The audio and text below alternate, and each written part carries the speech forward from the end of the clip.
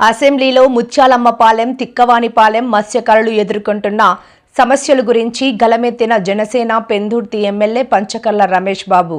మత్స్యకారుల ఆశలు నెరవేర్చింది చంద్రబాబు మాత్రమే అని తెలిపారు. మరి దీంతో పాటు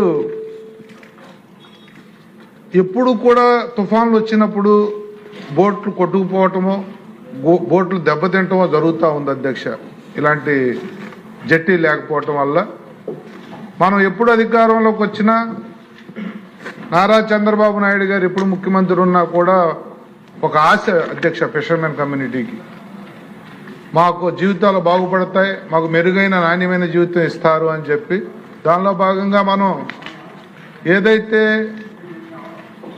క్రాప్ హాలిడే వచ్చినప్పుడు గతంలో 10,000 ఉండే కాంపన్సేషన్ 20,000 చేయటం కానీ, ఎవరన్నా ప్రమాదవశాత్తు చనిపోతే 5 లక్షలు ఇచ్చేవాళ్ళు సార్ గతంలో, దాన్ని మనం ఇంకొక 5 లక్షలు ఇన్సూరెన్స్ కూడా చేయించడం కానీ, కేంద్ర ప్రభుత్వం ద్వారా అనేక సదుపాయాలు 100% సబ్సిడీతో వాళ్ళకు బోట్లు కానీ పనిముట్లు కానీ ఇవ్వటం కానీ, ఇలాంటి ప్రోత్సాహాలు ఎన్నో ఇస్తున్నాం అధ్యక్ష.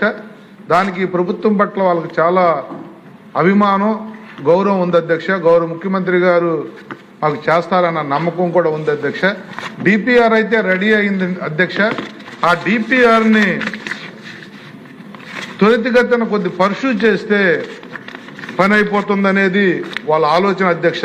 ఎందుకంటే సర్వేకి వెళ్ళినప్పుడు ఫీజిబిలిటీ ఉంది అని చెప్పి ఆ సర్వే చేసిన వాళ్ళ గ్రామస్తులకు చెప్పారు అధ్యక్ష. అది జరిగి సంవత్సరం అవుతుంది కాబట్టి వాళ్ళందరూ కూడా వెళ్ళినప్పుడు అలా అడుగుతున్నారు. గత 15 రోజుల క్రితం మీరు కూడా వచ్చారు అధ్యక్ష ముత్యాలంపాలెంకి.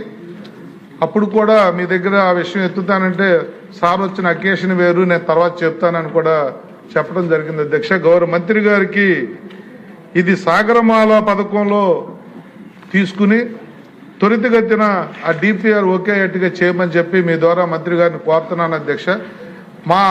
ఆ కోస్టల్ బెల్ట్ అంతా గాజువాక గంగవరం కానీ, యలమంచిలి అచ్యుతాపురం రాంబిల్లి మండలాలు కానీ, పాయకరావుపేట కానీ 1,50,000 జనాభా ఉన్న మత్స్యకారులు ఉన్న జనాభా ఉన్న ప్రాంతాలు అధ్యక్ష.